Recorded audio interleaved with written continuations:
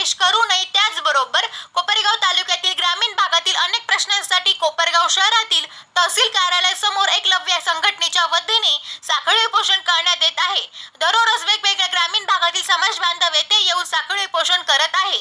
शासनाने प्रशासनाने त्वरित दखल घेऊन आमच्या सर्व मागण्या पूर्ण कराव्यात असे एकलव्य संघटनेच्या वतीने सांगण्यात येत आहे।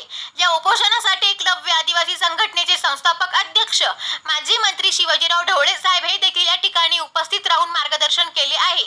लवकरात लवकर हा प्रश्न मार्गी लावावा, अन्यथा मोठे आंदोलन करण्यात येईल असा इशारा देखील त्यांनी दिला आहे।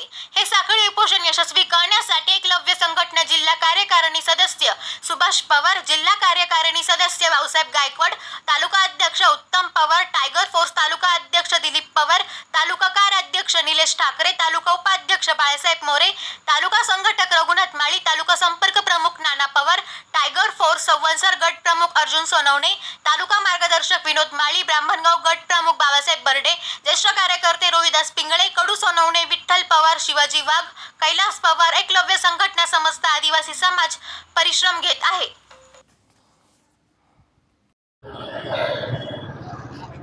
आज या कोपरगाव ठिकाणी एकलव्य संघटनेच्या वतीने तालुकाभर साखळी उपोषणाचं आयोजन केलेलं आहे आणि त्या उपोषणाला भेट देण्यासाठी आम्ही कार्यकर्ते या ठिकाणी आलेलो आहोत। खरं म्हणजे गेल्या अनेक वर्षापासून आदिवासीच्या आरक्षणामध्ये घुसखोरी करण्याचा काही इतर समूह इथल्या सत्ताधाऱ्याच्या मदतीने करताना दिसत आहे। सुप्रीम कोर्टानं धनगर आणि धनगर हे वेगवेगळे आहेत हे नाकारलेला असताना सुद्धा असंविधानिक मार्गाने राज्य सरकारवरती दबाव आणून आपल्या सत्तेचा पैशाचा गैरवापर करून आदिवासीमध्ये घुसखोरी करण्याचा प्रयत्न काही मंडळींचा या राज्यामध्ये चालू आहे।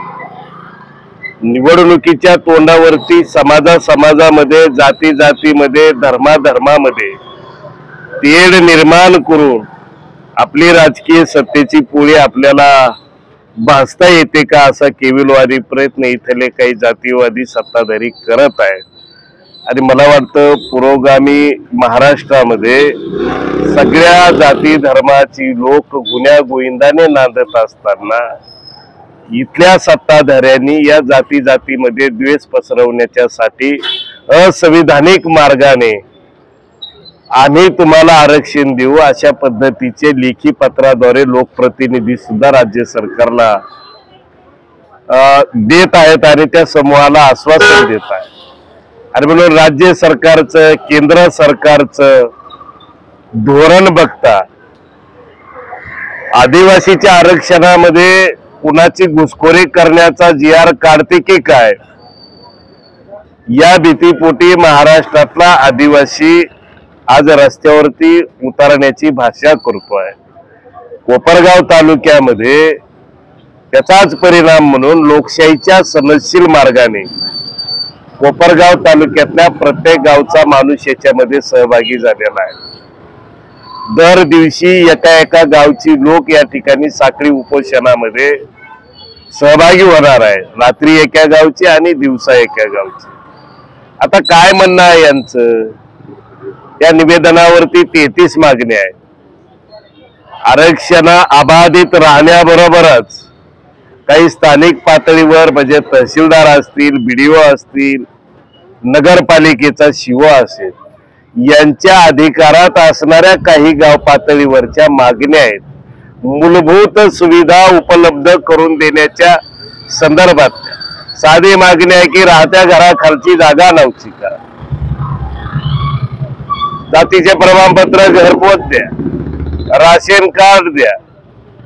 या कोपरगाव शहरामध्ये आदिवासी समाजाचं दैवत असणाऱ्या एकलव्याच्या स्मारकासाठी जागा उपलब्ध करून द्या। घरकुलाच्या संदर्भामध्ये, शबरी घरकुलाच्या संदर्भामध्ये, आदिवासी विकास विभागाच्या योजनेच्या संदर्भामध्ये, स्मशानभूमीसाठी सुद्धा या ठिकाणी काही गावची लोक या साखळी उपोषणामध्ये सहभागी झालेले आहेत. ही जी गाव पातळीवरची छोटी छोटी प्रश्न या 3 संस्थांनी एकत्रित येऊन निर्णय घेतला तर 1-2-3 दिवसामध्ये सुटू शकतात अशा दर्जाची प्रश्न आहेत. परंतु दुर्दैवाने त्यांना यासाठी साखळी उपोषणामध्ये सहभागी व्हावं लागतं आणि म्हणून हे उपोषण तीव्र करायचं नसेल, याच्या पुढे आंदोलन अतिशय उग्र स्वरूपाची करण्याची मानसिकता आदिवासीमध्ये निर्माण झालेली आहे, ते त्याला प्रवृत्त करायचं नसेल तर इथल्या ह्या पंचायत समिती, तहसीलदार आणि नगरपालिका तिन्हींना मिळून त्यांच्या हातात असणारी जी प्रश्न आहे ती प्रश्न तात्काळ मार्गे लावावी. 2-3 दिवस ही सगळी लोक वाट पाहत बसतील, 1 महिनाभर या ठिकाणी उपोषण, साखळी उपोषण चालेल.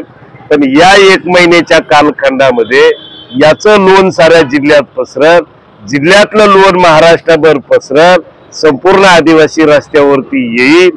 2 दिवसानंतर या नगर जिल्ह्यामध्ये ठिकठिकाणी रस्ता रोको करण्याचा कार्यक्रम एकलव्य संघटनेच्या माध्यमातून केला जाईल आणि म्हणून या कार्यकर्त्यांना भेट देण्यासाठी या ठिकाणी आलो.